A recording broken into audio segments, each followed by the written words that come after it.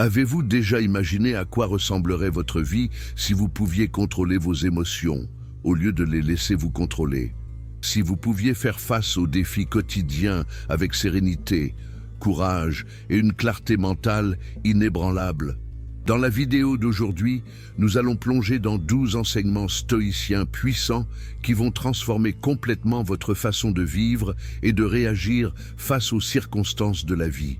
Ces principes, qui ont guidé les plus grands penseurs de l'histoire, vous aideront à développer une force intérieure que rien ni personne ne pourra ébranler. Si vous êtes fatigué de vous sentir submergé par vos émotions, si les hauts et les bas de la vie vous épuisent, ou si vous cherchez simplement une manière plus sage et plus équilibrée de vivre, ce contenu est pour vous. Les enseignements que nous allons explorer aujourd'hui ne sont pas de simples théories. Ce sont des outils pratiques et puissants que vous pouvez commencer à appliquer immédiatement dans votre vie quotidienne. Avant de commencer, je vous demande de laisser votre like, de vous abonner à la chaîne et d'activer les notifications pour ne manquer aucune nouvelle vidéo. Et si vous êtes intéressé, à la fin de la vidéo, accédez à notre contenu exclusif qui se trouve dans le commentaire épinglé. Sans plus attendre, commençons cette transformation. Vous savez ce qui est fascinant? La plupart des gens pensent que leurs émotions sont comme le temps, quelque chose d'imprévisible, d'incontrôlable, qui leur arrive sans qu'ils puissent rien y faire. Mais voici la vérité que les stoïciens ont découverte il y a plus de 2000 ans. Vos émotions ne sont pas quelque chose qui vous arrive. Elles sont quelque chose que vous créez, que vous nourrissez, et surtout quelque chose que vous pouvez maîtriser. Je ne parle pas de supprimer vos émotions ou de devenir une sorte de robot sans sentiment. Non, pas du tout. Je parle de développer la capacité de choisir et comment vous réagissez, de ne plus être esclave de vos impulsions, de vos peurs ou de votre colère. C'est une différence monumentale qui peut transformer radicalement votre expérience de la vie. Permettez-moi de vous raconter une histoire avant de commencer nos enseignements. Dans l'ancienne Rome, il y avait un esclave du nom d'Épictète. Cet homme vivait dans les conditions les plus difficiles que vous puissiez imaginer. Sans liberté, souvent maltraité, possédant littéralement rien. Pourtant, Épictète est devenu l'un des plus grands philosophes stoïciens de tous les temps. Comment est-ce possible? Parce qu'il a compris quelque chose de fondamental.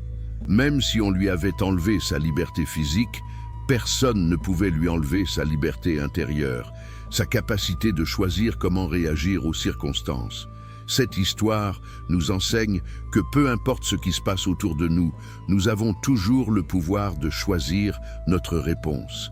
C'est là que réside la véritable liberté. Et c'est exactement ce que nous allons explorer aujourd'hui. Si vous êtes arrivé jusqu'ici, c'est que vous n'êtes pas comme les autres. Vous êtes quelqu'un de spécial, quelqu'un qui cherche la profondeur et la sagesse. Votre dévouement à absorber ce contenu dans son intégralité vous distingue encore plus. Maintenant, plongeons dans nos 12 enseignements qui transformeront votre vie. Numéro 1. La dichotomie du contrôle. Comprenons ce qui est en votre pouvoir et ce qui ne l'est pas.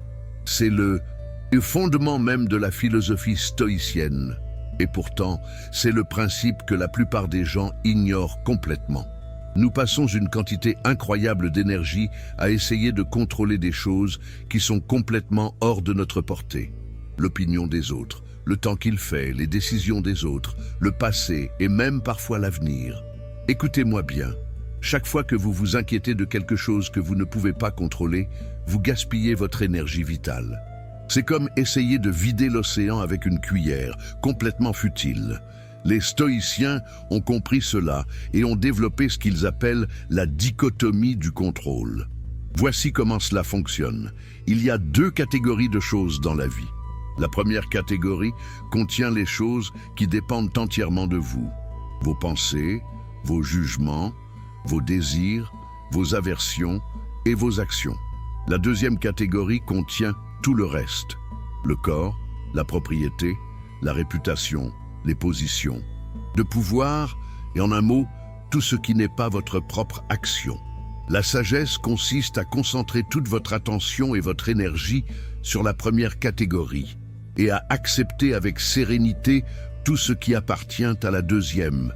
Comme le disait Épictète, ne demandez pas que les choses arrivent comme vous le voulez, mais voulez qu'elles arrivent comme elles arrivent, et vous serez heureux. Imaginez à quel point votre vie changerait si vous arrêtiez de vous inquiéter de l'opinion des autres sur vous. Imaginez la liberté que vous ressentiriez si vous acceptiez que vous ne pouvez pas contrôler comment les autres réagissent à vos actions. Vous pouvez seulement contrôler vos intentions, vos efforts et votre intégrité dans ce que vous faites. Un exemple pratique. Vous avez une présentation importante au travail. Vous pouvez contrôler votre préparation, votre effort, la qualité de votre travail. Ce que vous ne pouvez pas contrôler, c'est comment votre patron va réagir si quelqu'un d'autre va prendre le crédit ou si des circonstances extérieures vont gâcher votre présentation.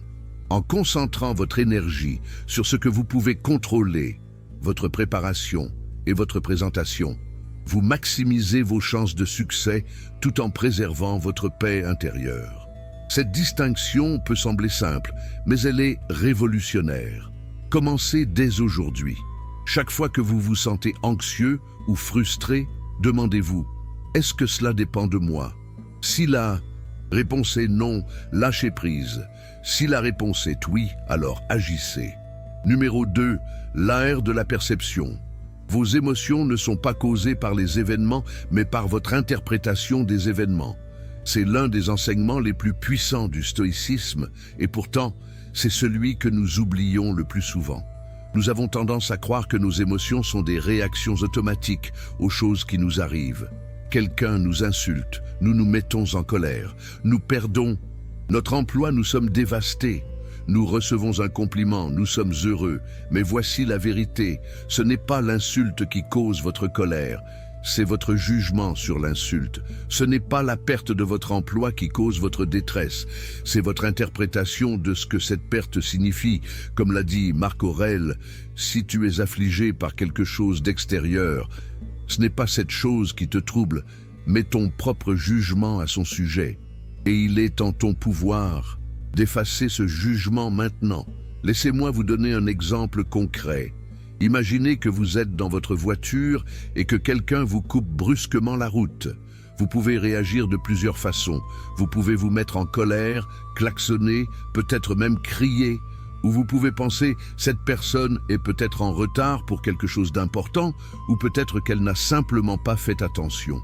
Ou encore mieux, ce n'est qu'un moment qui passera dans 10 secondes. Pourquoi laisserais-je cela ruiner ma journée? Voyez-vous la différence? L'événement est le même, mais votre expérience émotionnelle est radicalement différente selon votre perception. C'est le pouvoir que vous avez, le pouvoir de choisir votre interprétation. Les stoïciens pratiquaient activement cet art de la perception. Ils s'entraînaient à voir les obstacles comme des opportunités, les défis comme des chances de croissance et les difficultés comme des tests de leur caractère. Ce n'est pas de l'optimisme naïf, c'est une stratégie délibérée pour maintenir leur équilibre émotionnel et leur efficacité face aux adversités.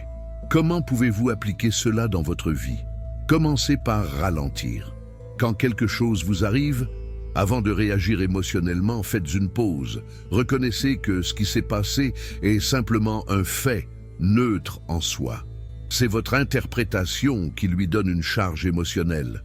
Ensuite, demandez-vous, quelle est une autre façon de voir cette situation? Y a-t-il une perspective qui me servirait mieux? Avec le temps, cette pratique devient plus naturelle. Vous commencez à voir que vous avez beaucoup plus de contrôle sur vos émotions que vous ne le pensiez.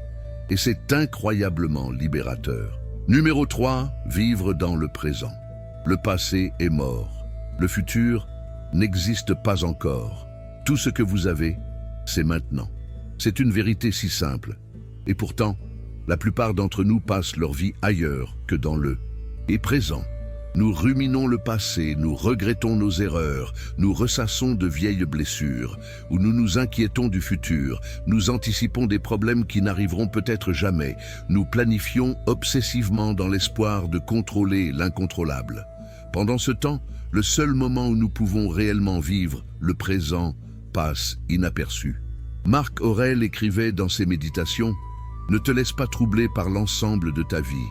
Ne pense pas à toutes les difficultés que tu as peut-être à endurer, mais à chaque instant demande-toi, qu'y a-t-il d'insupportable, d'intolérable dans cette situation présente ?» Vous voyez, quand vous décomposez votre vie en moments individuels, vous réalisez que le présent est presque toujours gérable. Ce qui nous accable, c'est le poids du passé et l'angoisse du futur que nous ajoutons au moment présent.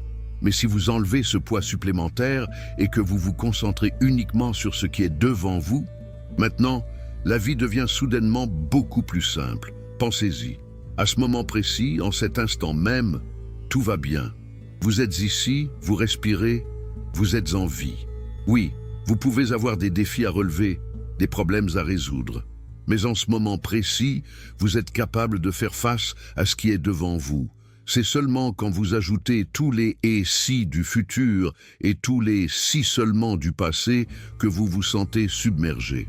Les stoïciens comprenaient que le présent est le seul point où nous avons du pouvoir. Vous ne pouvez pas changer le passé, peu importe combien vous y pensez. Et vous ne pouvez pas contrôler le futur, peu importe combien vous vous inquiétez. Mais vous pouvez agir maintenant. Vous pouvez choisir vos pensées maintenant. Vous pouvez décider de votre attitude maintenant. Comment cultiver cette présence? Commencez par des pratiques simples. Quand vous mangez, mangez vraiment. Sentez les saveurs, les textures.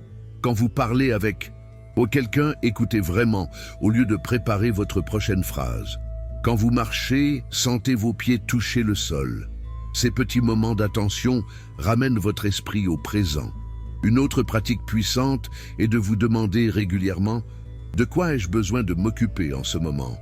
Pas demain, pas la semaine prochaine, mais maintenant. Souvent, vous réaliserez que la réponse est « rien » ou quelque chose de très simple et gérable. Cette prise de conscience peut dissiper instantanément l'anxiété. Le présent est votre maison. C'est le seul endroit où vous pouvez vraiment vivre. Apprenez à y revenir encore et vous découvrirez une paix que vous ne pensiez pas possible. Numéro 4. La pratique de l'amor fati. Aimez votre destin, tout ce qui vous arrive. Amor fati, l'amour du destin. C'est l'un des concepts stoïciens les plus profonds et les plus transformateurs. Cela ne signifie pas simplement accepter ce qui vous arrive.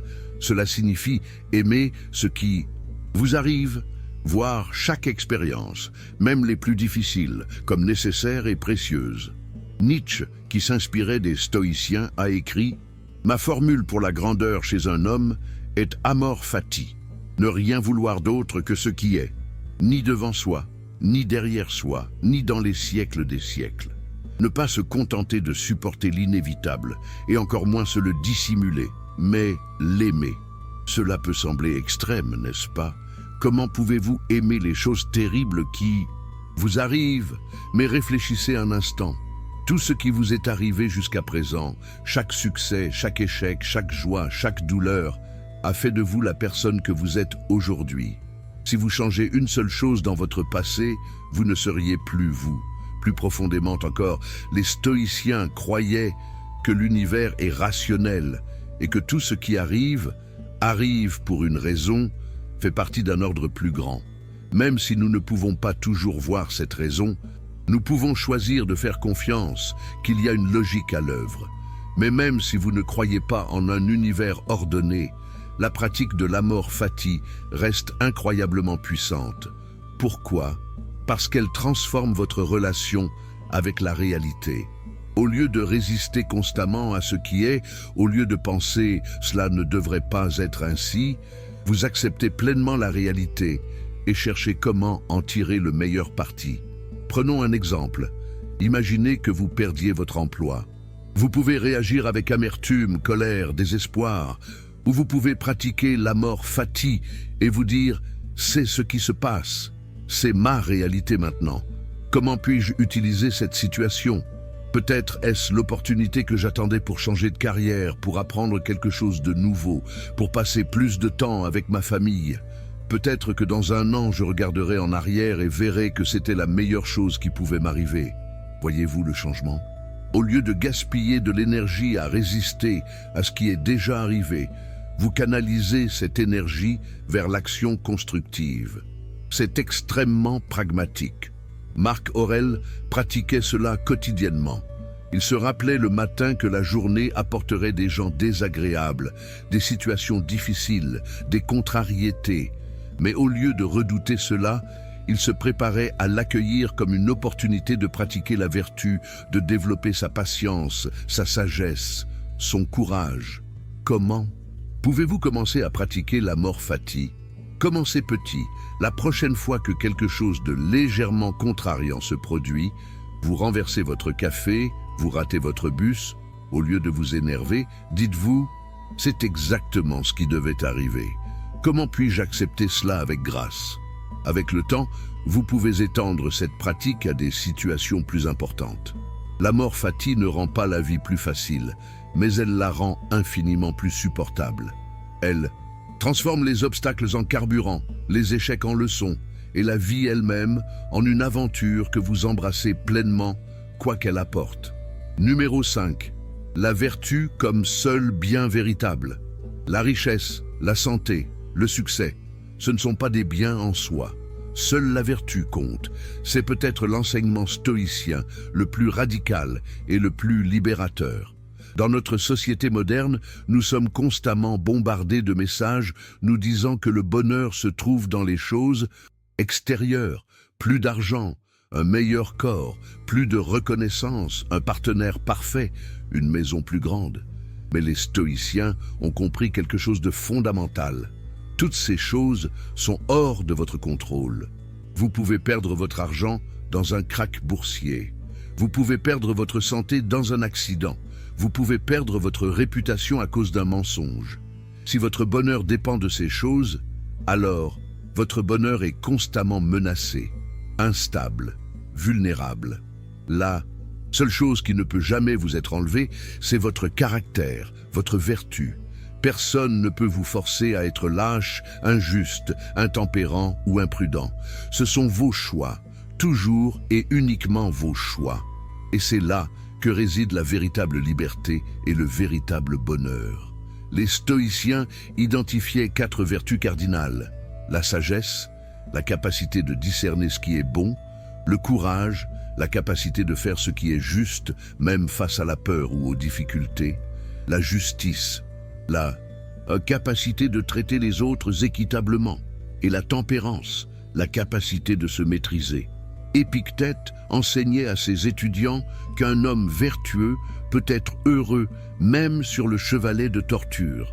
Cela peut sembler extrême, mais le principe est clair. Votre bonheur ne dépend pas de vos circonstances externes, mais de votre état intérieur, de votre intégrité morale. Pensez à quelqu'un que vous admirez profondément. Qu'est-ce que vous admirez en cette personne? Est-ce sa richesse? Probablement pas. C'est plus probablement son courage, son intégrité, sa gentillesse, sa sagesse. Ce sont les qualités qui inspirent vraiment le respect et l'admiration. Ce sont les qualités qui durent. Maintenant, imaginez si vous faisiez de ces qualités votre priorité absolue. Au lieu de vous demander « Comment puis-je gagner plus d'argent ?» ou « Comment puis-je avoir l'air mieux ?» vous vous demandez « Comment puis-je être plus courageux, plus sage, plus juste, plus maître de moi-même ?» Votre vie entière se transformerait. Cela ne signifie pas que vous devez mépriser les choses extérieures. Les stoïciens reconnaissaient que certaines choses sont naturellement préférables. Il vaut mieux être en bonne santé que malade, riche que pauvre. Mais ils insistaient sur le fait que ces choses ne sont pas essentielles à votre bonheur. Ce sont ce qu'ils appelaient des indifférents préférés. Vous pouvez les poursuivre, mais vous ne devez jamais compromettre votre vertu pour les obtenir. Comment appliquer cela? Commencez par examiner vos décisions à travers le prisme de la vertu. Quand vous êtes confronté à un choix difficile, demandez-vous quelle est l'action la plus courageuse, la plus sage, la plus juste? Faites de l'amélioration de votre caractère votre projet principal dans la vie. La beauté de cela, c'est que c'est entièrement sous votre contrôle. Vous pouvez travailler sur votre vertu tous les jours, dans chaque situation. Et au fur et à mesure que vous devenez une personne plus vertueuse, vous découvrez un type de bonheur différent, plus profond, plus stable, plus authentique que tout ce que les choses extérieures pourraient vous donner. Numéro 6. La méditation sur la mort. Memento mori. Souviens-toi que tu vas mourir. Cela peut sembler morbide, mais c'est en fait l'un des outils les plus puissants pour vivre pleinement. Les stoïciens ne méditaient pas sur la mort pour être déprimés, mais pour se réveiller à la préciosité de la vie. Marc Aurèle se rappelait régulièrement que chaque jour pourrait être son dernier. Il écrivait « Tu pourrais partir de la vie maintenant. Laisse cela déterminer ce que tu fais, dis et pense. Imaginez si vous viviez vraiment comme cela, si vous traitiez chaque conversation comme si c'était peut-être la dernière avec cette personne, si vous abordez chaque jour comme s'il pourrait être votre dernier. Comment changeriez-vous votre comportement ? Probablement que vous arrêteriez de procrastiner sur les choses qui comptent vraiment.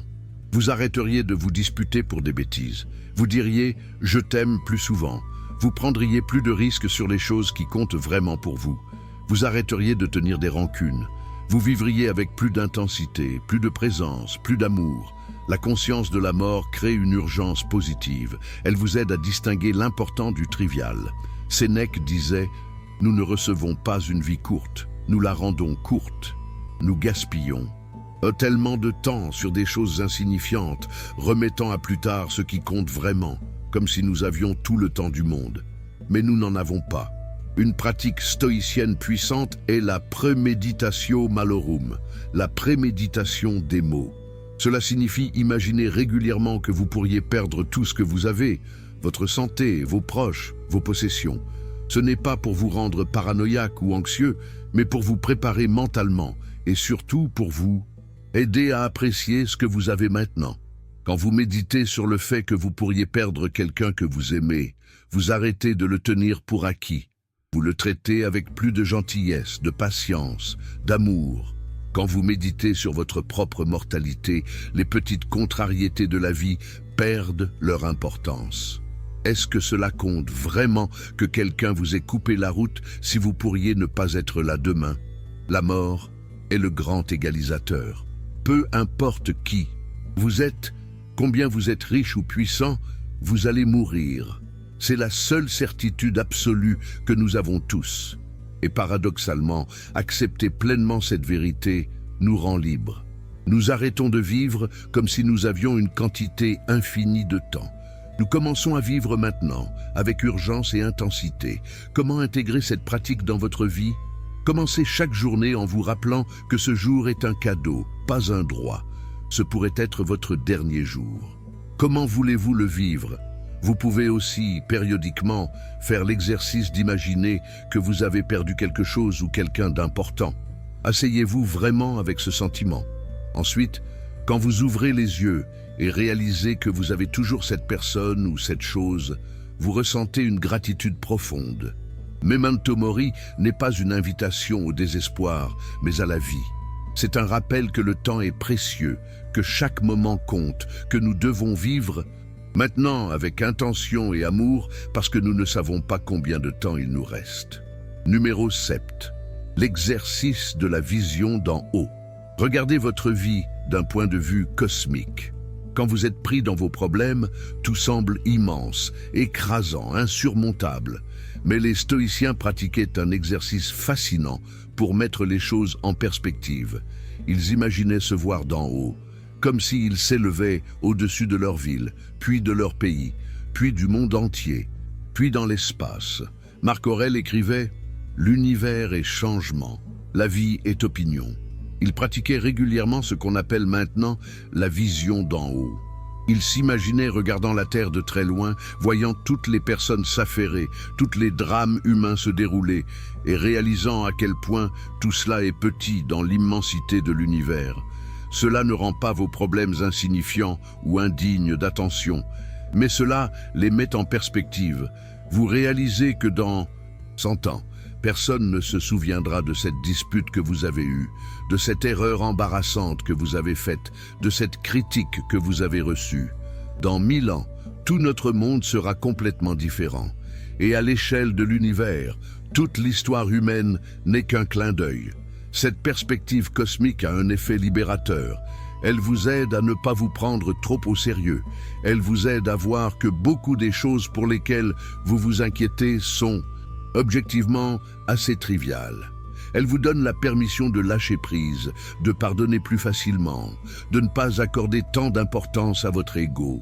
En même temps, paradoxalement, cette perspective vous aide aussi à apprécier la beauté et la préciosité de votre vie. Vous êtes un être conscient dans un univers vaste et mystérieux. Vous avez cette courte fenêtre de temps pour faire l'expérience de la vie, pour aimer, pour apprendre, pour contribuer. C'est à la fois infiniment petit et infiniment précieux. Comment pratiquer cet exercice? Trouvez un moment calme, fermez les yeux. Imaginez-vous là où vous êtes, puis imaginez-vous vous élevant au-dessus de votre maison, voyant votre quartier d'en haut. Continuez à monter, votre ville, votre région, votre pays, la Terre entière. Voyez la planète tournant dans l'espace, un petit point bleu dans l'immensité. Restez avec cette image pendant quelques minutes. Ensuite, revenez doucement à vous-même. Souvent, après cet exercice, vous sentez plus calme, plus en paix. Les choses qui vous tracassaient semblent plus gérables. Vous avez retrouvé un sens de proportion. Vous pouvez aussi pratiquer cela pendant votre journée. Quand quelque chose vous contrarie, demandez-vous, est-ce que cela aura de l'importance dans 1 an, dans 10 ans? Souvent, la réponse est non. Et si c'est non, pourquoi laisser cela ruiner votre journée maintenant? La vision d'en haut vous rappelle que vous faites partie de quelque chose de beaucoup plus grand que vous-même. Elle cultive l'humilité et la sérénité. Elle vous aide à distinguer l'important du trivial. Et elle vous rappelle de ne pas gaspiller votre précieux temps de vie sur des préoccupations qui, dans la grande perspective des choses, ne comptent vraiment pas. Numéro 8. La pratique de la gratitude négative. Imaginez perdre ce que vous avez pour mieux l'apprécier. Nous parlons souvent de gratitude, être reconnaissant pour ce que nous avons. Mais les stoïciens pratiquaient une forme unique de gratitude qu'on pourrait appeler gratitude négative. Au lieu de simplement apprécier ce qu'ils avaient, ils imaginaient régulièrement le perdre. Épictète conseillait « Quand tu embrasses ton enfant ou ta femme, dis-toi que c'est un être humain que tu embrasses. Ainsi, s'il meurt, tu ne seras pas troublé. » Cela peut sembler froid, mais c'est en fait profondément sage. Il ne dit pas de ne pas aimer votre famille. Il dit de les aimer pleinement, tout en reconnaissant leur impermanence. Quand vous méditez sur le fait que vous pourriez perdre quelqu'un ou quelque chose, 2 choses se produisent. Premièrement, quand vous revenez à la réalité et réalisez que vous avez toujours cette personne ou cette chose, vous ressentez une profonde gratitude. Vous arrêtez de la tenir pour acquise. Deuxièmement, vous vous préparez émotionnellement à la possibilité de la perte. Cela ne rend pas la perte indolore, mais elle est moins dévastatrice parce que vous l'avez anticipée. Pensez à votre maison, vous y vivez tous les jours, vous ne la remarquez même plus vraiment. Mais imaginez que vous recevez un appel vous disant qu'il y a eu un incendie et que vous avez tout perdu. Ressentez vraiment cette perte. Puis ouvrez les yeux et réalisez que ce n'était qu'un exercice, que votre maison est toujours là. Soudainement, vous la voyez avec des yeux nouveaux. Vous appréciez chaque détail. Cette pratique fonctionne pour tout. Votre santé, vos capacités, vos proches, votre travail. En imaginant leur perte, vous cessez de les tenir pour acquis. Vous commencez à les apprécier profondément pendant que vous les avez encore. C'est aussi une préparation mentale. La vie est impermanente. Nous perdrons des choses et des personnes que nous aimons. C'est inévitable. En méditant sur cette réalité plutôt qu'en la fuyant, nous nous fortifions. Quand la perte arrive, nous sommes mieux équipés pour y faire face avec sagesse et acceptation plutôt qu'avec choc et désespoir. Sénèque écrivait « Que tout est bien soit en toi-même ». En d'autres termes, ne deviens pas tellement attaché aux choses extérieures que leur perte te détruise. Apprécie-les pendant que tu les as, mais reconnais toujours qu'elles sont temporaires, qu'elles peuvent être reprises à tout moment. Comment pratiquer cela? Choisissez quelque chose de précieux dans votre vie. Fermez les yeux et imaginez-le vraiment parti. Si c'est une personne, Imaginez recevoir la nouvelle de sa mort. Si c'est une capacité, comme la vue, imaginez devenir aveugle. Restez avec ce sentiment pendant 1 minute ou 2. C'est inconfortable, mais c'est le but. Ensuite, ouvrez les yeux et réalisez que vous avez toujours cette chose. Ressentez la gratitude qui monte. Faites cet exercice régulièrement, mais pas de manière obsessionnelle. 1 fois par semaine suffit. Au fil du temps, vous développez une appréciation plus profonde pour votre vie et une plus grande résilience face aux pertes inévitables. Numéro 9. Le devoir envers la communauté. Nous sommes nés pour travailler ensemble. L'un des aspects moins connus du stoïcisme est son accent sur le devoir social. Les stoïciens croyaient que nous sommes tous interconnectés, que nous faisons partie d'une communauté humaine plus large et que nous avons des responsabilités envers les autres. Marc Aurèle, malgré son pouvoir immense en tant qu'empereur, se rappelait constamment qu'il était au service des autres. Il écrivait « Ce qui ne profite pas à... Les saints ne profitent pas non plus à l'abeille ». En d'autres termes, notre bien individuel est inséparable du bien commun. Cela peut sembler en contradiction avec l'accent du stoïcisme sur le contrôle de soi et l'indépendance. Mais ce n'est pas le cas. Les stoïciens croyaient que nous devons être forts et autonomes pour pouvoir mieux servir les autres. Vous ne pouvez pas aider efficacement les autres si vous êtes vous-même émotionnellement instable ou dépendant. Épictète enseignait que nous avons différents rôles dans la vie, parents, enfants, amis, citoyens, collègues, et que nous devons nous efforcer d'exceller dans chacun de ces rôles. Cela signifie traiter les autres avec justice, gentillesse et patience, même quand c'est difficile. Un aspect particulièrement radical de l'éthique stoïcienne est l'idée de cosmopolitisme. L'idée que tous les êtres humains font partie d'une seule communauté mondiale. Dans un monde divisé par les nationalités, les races, les religions, les stoïciens insistaient sur notre humanité commune. Marc Aurèle écrivait « Ma nature est rationnelle et sociale. En tant qu'homme, ma cité et ma patrie est Rome. En tant qu'être humain, elle est le monde. » Comment appliquer cela dans votre vie? Commencez par reconnaître votre interconnexion avec les autres. Vos actions ont des répercussions.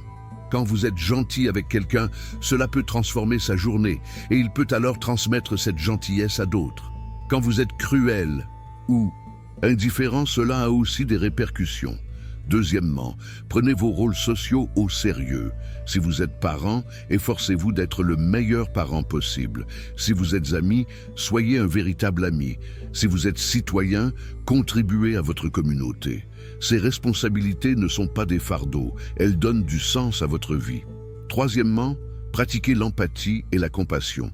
Marc Aurèle se rappelait chaque matin qu'il rencontrerait des gens difficiles, mais il se préparait à les traiter avec patience en reconnaissant qu'ils agissent ainsi par ignorance, qu'ils sont, comme lui, des êtres humains imparfaits faisant de leur mieux.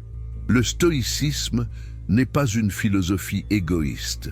C'est une philosophie qui nous enseigne à être forts, pour pouvoir être généreux, à être sage pour pouvoir guider, à être patient pour pouvoir enseigner.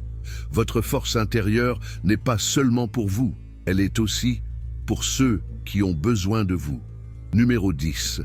L'acceptation de ce qui. Esté ne lutte pas contre la réalité, travaille avec elle.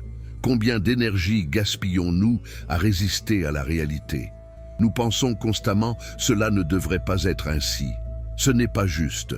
Pourquoi moi? Mais la réalité est ce qu'elle est, que cela nous plaise ou non. Notre résistance ne change rien à la situation. Elle ne fait que nous faire souffrir davantage. Les stoïciens enseignaient l'art de l'acceptation totale de ce qui est. Cela ne signifie pas la passivité ou la résignation. Cela signifie reconnaître pleinement la réalité actuelle avant de décider comment agir. Comme le dit la prière de la sérénité, si connue mais d'origine stoïcienne, « Donne-moi la sérénité d'accepter les choses que je ne peux pas changer, le courage de changer celles que je peux et la sagesse de distinguer les deux. » Épictète disait « Ne demande pas que les choses arrivent comme tu les veux, mais veuille qu'elles arrivent comme elles arrivent, et tu vivras heureux. » C'est radical, n'est-ce pas? Il ne dit pas d'accepter à contre-cœur, il dit de vouloir activement que les choses soient comme elles sont. Pourquoi? Parce que résister à ce qui est déjà arrivé est absolument futile. C'est comme rester debout dans la pluie en criant « il ne devrait pas pleuvoir ». Vous ne faites que vous mouiller davantage. Une personne sage reconnaît qu'il pleut, sort un parapluie ou trouve un abri et continue son chemin. Cela s'applique à tout. Vous êtes bloqué dans les embouteillages. Vous pouvez râler et vous stresser. Ou vous pouvez accepter « je suis dans les embouteillages ». C'est la réalité maintenant. Comment puis-je utiliser ce temps? Je peux écouter un podcast, pratiquer la respiration profonde ou simplement être tranquille. La situation est la même, mais votre expérience est radicalement différente. L'acceptation de ce qui est ne signifie pas que vous ne travaillez pas à changer les choses. Mais il y a une séquence importante. D'abord, acceptez pleinement ce qui est.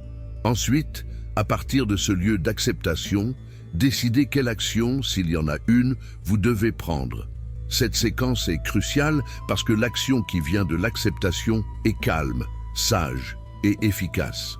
L'action qui vient de la résistance est souvent émotionnelle, impulsive et contre-productive. Marc Aurèle écrivait « L'univers est transformation, la vie est opinion ». Ce qui nous fait souffrir n'est presque jamais la situation elle-même, mais notre opinion sur la situation, notre jugement, qu'elle ne devrait pas être ainsi. Changez l'opinion et la souffrance diminue. Comment pratiquer cela? Quand quelque chose de désagréable se produit, remarquez votre première réaction, qui est souvent de résister. Puis, faites une pause consciente et dites-vous, c'est ce qui se passe, c'est la réalité maintenant, je l'accepte pleinement. Respirez profondément. Sentez comment votre corps se détend un peu quand vous arrêtez de résister. Ensuite, depuis ce lieu plus calme, demandez-vous, quelle est la meilleure façon de répondre à cette situation?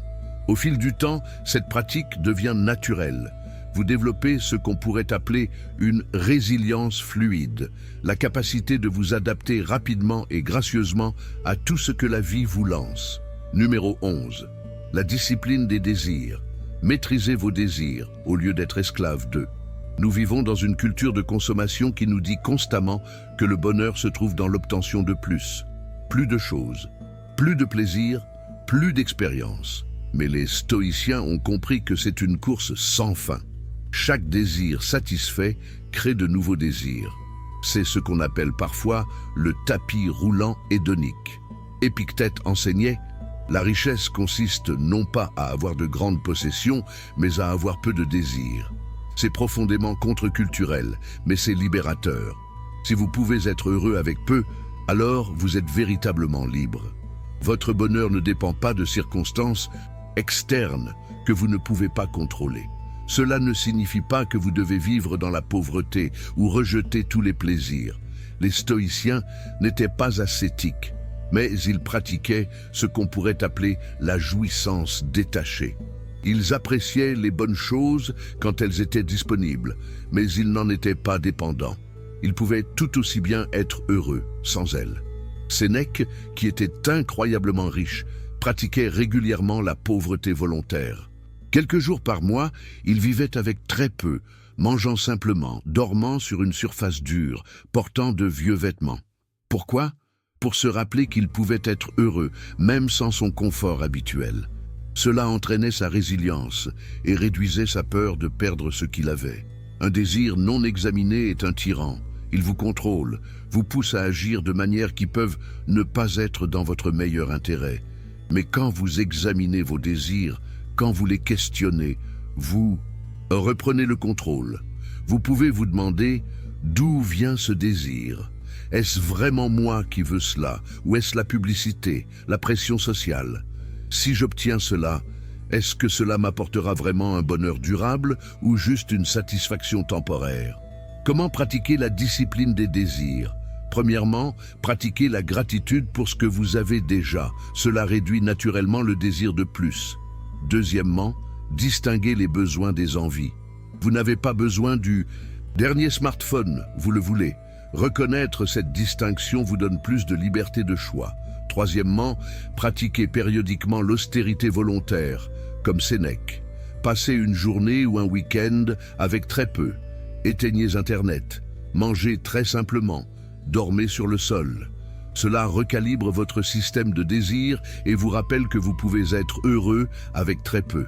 Quatrièmement, avant de faire un achat important ou de poursuivre un nouveau désir, faites une pause. Attendez au moins 24 heures. Souvent, l'urgence du désir diminue et vous réalisez que vous n'en aviez pas vraiment besoin. La liberté ne vient pas d'avoir tout ce que vous voulez. Elle vient de vouloir seulement ce qui est vraiment important, ce qui est aligné avec vos valeurs profondes. Maîtriser vos désirs, c'est se maîtriser soi-même. Et c'est la forme la plus haute de pouvoir. Numéro 12. La pratique quotidienne. La philosophie n'est pas théorique, elle doit être vécue chaque jour. Nous arrivons à notre dernier enseignement et c'est peut-être le plus important. Tous les concepts que nous avons explorés, le contrôle, la perception, la présence, l'amor fati, la vertu, la mortalité, la perspective cosmique, la gratitude négative, le devoir communautaire, l'acceptation, la discipline des désirs, ne sont pas de simples idées intellectuelles. Ils ne valent rien si vous ne les pratiquez pas. Les stoïciens insistaient sur le fait que la philosophie est un art de vivre, pas une simple théorie. Marc Aurèle écrivait ses méditations non pas pour être publiées, mais comme exercice personnel, des rappels à lui-même de comment vivre. Il revenait encore et encore au même principe parce qu'il savait qu'il devait se les rappeler constamment. Épictète disait « Ne te contente pas d'entendre, mais pratique. Ne te contente pas de savoir, mais fais. » La connaissance sans application est inutile. Vous pouvez lire 100 livres sur le stoïcisme, mais si vous ne pratiquez rien, vous n'en bénéficierez pas. La clé est la pratique quotidienne, pas une fois par semaine, pas quand vous en avez envie, mais tous les jours. Pourquoi? Parce que notre esprit a une tendance naturelle à retomber dans de vieux schémas. Nous devons constamment le réentraîner, lui rappeler, le recentrer. Comment créer une pratique stoïcienne quotidienne? Voici une suggestion simple que vous pouvez adapter à vos besoins. Le matin, prenez quelques minutes pour vous préparer mentalement à la journée. Rappelez-vous que vous rencontrerez des difficultés, mais que vous avez les outils pour y faire face avec sagesse. Visualisez-vous gérant les défis avec calme et vertu. Pendant la journée, pratiquez la conscience. Quand quelque chose vous contrarie, faites une pause avant de réagir. Appliquez les principes stoïciens. C'est sous mon contrôle ou pas? Comment puis-je percevoir cela différemment? Quelle serait la réponse vertueuse? Le soir, pratiquez l'examen de conscience. Les stoïciens faisaient cela religieusement. Passez en revue votre journée. Où avez-vous bien agi? Où auriez-vous pu faire mieux? Quelles leçons pouvez-vous tirer? Soyez honnête, mais pas dur avec vous-même. L'objectif n'est pas la culpabilité, mais l'amélioration. Sénèque demandait chaque soir « Quel défaut as-tu guéri aujourd'hui? Quelle faiblesse as-tu combattu? En quoi es-tu meilleur ?» Ces questions nous gardent orientés vers la croissance continue. Gardez aussi un journal. Écrire vos réflexions. Vos luttes, vos insights rend la pratique plus concrète et vous permet de suivre votre progrès au fil du temps. Lisez régulièrement les écrits stoïciens.